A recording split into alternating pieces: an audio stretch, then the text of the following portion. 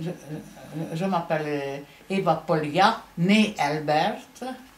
J'ai 90 ans passés et je suis malade. J'ai 3 maladies très graves qu'on ne peut pas arrêter. Malheureusement, ces derniers temps, ça a aggravé et j'en souffre énormément. Et on me soulage un petit peu avec antidouleur et morphine. Et donc vous allez prochainement en Suisse. Et j'ai décidé que ma vie ne vaut plus rien, je ne peux aller nulle part parce que je ne peux pas rester entre 4 murs et regarder par la fenêtre, attendre que mon cœur s'arrête. Avec les souffrances, qu'est-ce que j'ai? Alors j'ai décidé que malheureusement en France, ce n'est pas permis. Je vais aller en Suisse et je vais faire qu'est-ce qu'on doit faire pour partir en douceur. Le rendez-vous est fixé déjà? Le rendez-vous j'ai fixé, c'est très proche. Cette semaine? Cette semaine, je vais partir. Mon état est tellement... Je ne peux pas rester en voiture, je pars en ambulance. D'accord. Vous avez un accent prononcé, Eva. D'où le tenez-vous? Alors, j'ai accent prononcé. Je suis venue à l'âge de 19 ans en France parce que je suis d'origine hongroise, j'étais à Budapest et comme israélite, on m'a déporté à Ravensbrück et de Ravensbrück on m'a amené dans un... j'ai resté à peu près 2 mois à Ravensbrück et après on m'a amené dans un camp de travail à côté de Leipzig à Pennig où la guerre m'a attrapé, enfin les alliés arrivaient, on a évacué le camp. Moi, je voulais être libérée par les Américains et j'ai retenu les noms de villages par quoi on a passé et de fatigue, toute la journée on a marché. J'ai vu les grandes batailles où les Américains et les alliés qui ont rencontré les Russes et au milieu il y avait les Allemands, c'était la grande bataille. J'ai vu les avions américains passer au-dessus de ma tête et on est tombé de fatigue dans un champ, on s'est endormi et le lendemain il n'y avait plus d'SS. Vous aviez 18 ans. J'avais 18 ans. Et vous me disiez que vous étiez sûr de vous en sortir. Ah, j'étais sûre que j'étais déportée. Je sentais, je ne sais pas pourquoi. Un jour, j'ai regardé mes chaussures et je me demandais est-ce que mes chaussures vont supporter les routes d'Allemagne. Oui. Ils n'ont pas répondu. Les chaussures n'ont pas répondu. Non. Et quand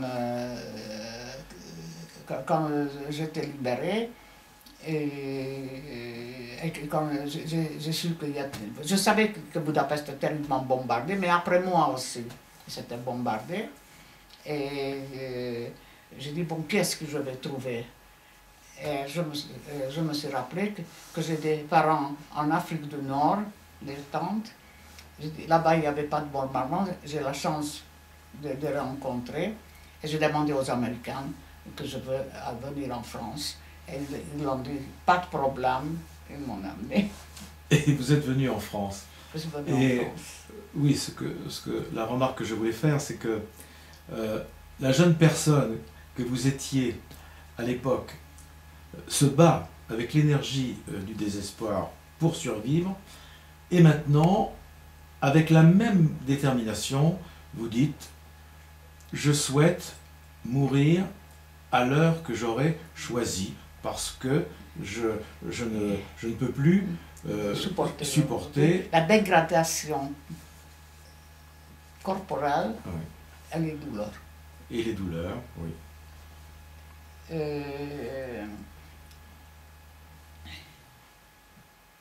Je me suis battue pour survivre. Oui. Pour survivre, j'ai eu une chance, malgré mon jeune âge, parce qu'il y a beaucoup de jeunes mouraient plus facilement que des plus âgés. Et d'ailleurs, j'étais la seule. Et j'étais toujours meneuse.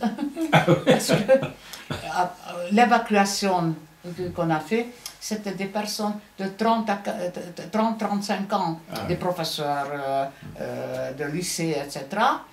Et moi j'ai vu que la route on a pris, que les Allemands veulent faire sauter. Et il y a une qui a dit « je ne peux plus marcher, je ne peux plus marcher ». Je dis « pourquoi tu ne peux pas marcher ?» Je suis fatiguée, je reste. Je dis « non, 2 paires de claques, et tout de suite après elle a marché ». Enfin, je suis sauvée, ça oui. Et oui. Et donc, cette décision de partir, finir vos jours en Suisse n'est pas sans doute une décision très facile à prendre. Et pourtant, je vous trouve sereine. J'ai décidé parce que je ne supporte plus la dégradation, parce que tout ce qui vient avec la douleur, avec de rester... Je suis impotente, je suis devenue impotente. Et moi, j'aime aller au cinéma, j'aime aller aux conférences, j'aime voir des amis, je ne peux plus. Je ne peux plus sortir de mes 4 murs. Et depuis longtemps, j'ai cherché de trouver votre organisation. Oui. Parce qu'il y a 5-6 ans, j'ai rencontré un monsieur qui m'a dit que cette organisation existe.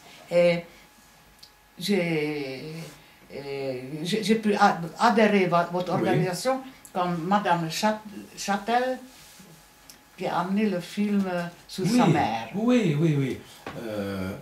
La dernière leçon. La dernière leçon. Vous êtes venu voir le film? Je suis venue voir le film. Lorsqu'on l'a présenté, oui. Avec Madame Châtelet, oui.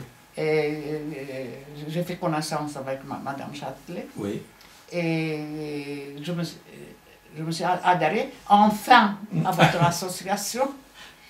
Et quand ma santé se déclinait, je dis il n'y a pas autre chose à faire que partir en Suisse. Oui.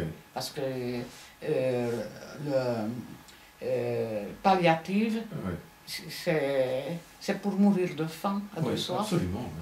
Et imposer à mes enfants qu'ils me voient tout doucement mourir et qu'ils viennent à l'hôpital regarder est-ce que je souffre, est-ce qu'on me donne assez de morphine pour que je ne souffre pas. Non. Ouais. Et vous parlez de vos enfants et de vos petits-enfants. Comment réagissent-ils à votre choix? Il réagissent, enfin, il dit mais tu peux en sortir. Je dis non, je sens que j'en sortirai pas. Et à la fin, ils acceptent, ils sont très tristes, très tristes. Mais elles disent c'est ton choix. C'est ton choix. Je dis en plus, je ne veux pas me suicider parce que dans une famille, le suicide, avec les poisons, c'est pas une bonne presse, c'est pas dire ma grand-mère ou ma mère ou mon arrière-grand-mère s'est suicidée. Non, c'est pas beau. Et c'est culpabilisant pour l'entourage qui pourrait dire qu'est-ce que je n'ai pas fait alors que là, vous affirmez votre choix et donc ils ont l'intelligence, malgré la douleur, d'accepter ce choix, le choix que vous faites. Oui, absolument. Ils acceptent avec beaucoup de tristesse, mais ils comprennent. et je trouve, je suis devenue serein. Dès Voilà, que oui. je sais maintenant, j'ai fixé la rendez-vous, date et oui. tout. Et il dit, mais tu es calme. J'ai dit, oui, je suis calme parce que je sais que mes souffrances vont finir. Mais ces souffrances, parce qu'au fond, je vous impose mes souffrances, parce que vous me voyez tous les jours me souffrir. Ouais. Et ça vous fait mal, et ça me fait mal aussi. Et quand on perd quelqu'un, on se console toujours. Oui. Avec le temps, et j'ai vu, il y a 17 ans, j'ai perdu mon mari, et j'ai vu ces dernières semaines de souffrance, et je n'ai pas trouvé de médecin qui soulage. Et donc, c'est un petit peu, c'est pas un petit peu, c'est la raison pour laquelle vous avez choisi, vous avez demandé de faire ce témoignage, c'est que le fait d'être obligé d'aller en Suisse pour obtenir cette mort choisie vous met... C'est pas un mort, c'est un départ. Ah, c'est un départ choisi. Et le fait d'avoir cette obligation et de ne pas pouvoir le faire dans notre pays vous inspire de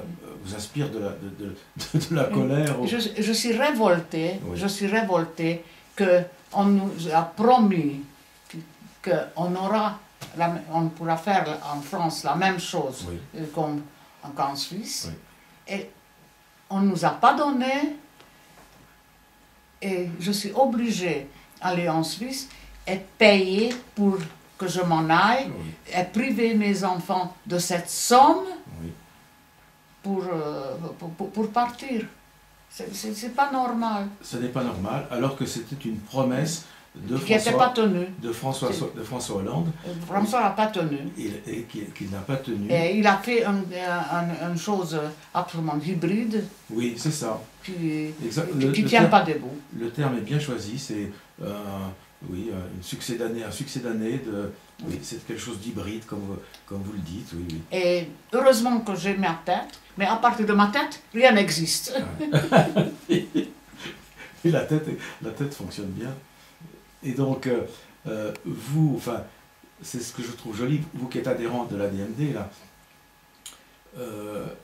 ce que vous faites là, c'est comme un encouragement à continuer le combat pour qu'enfin on obtienne en France. Je me suis adhérée et j'ai dit à mes personnes alentours qu'ils adhèrent parce qu'il faut qu'on arrive à faire comme tous les pays cultivés. Bien sûr. Cultiver et pas laisser souffrir les gens. Mais pendant un mois, j'étais dans une maison de retraite. Mais c'est pas possible que les gens là-bas, ils sont là dans leur fauteuil avec les tuyaux, regarder par la fenêtre pour attendre qu'on vienne le chercher. Non, c'est pas normal. C'est de la non-vie, effectivement. Oui, c'est la non-vie, comme vous dites. Oui. Parce qu'il ne parle plus, il ne lit plus. Éventuellement, il regarde la télévision. Mais avec l'âge, je me rends compte moi-même, malgré tout que je suis appareillée, je ne comprends pas tout. Parce qu'après 90 ans, ça marche plus lentement. Ça marche plus lentement. Très bien. Mais écoutez, Eva, merci beaucoup pour ce témoignage. Nous allons attendre un peu avant de le diffuser. Merci à vous et puis bon voyage. Merci. Merci et j'espère que ça servira et remuera les responsables qu'il y a autre chose que le palliatif. On va le faire savoir très fort. Merci Eva. Je vous en prie.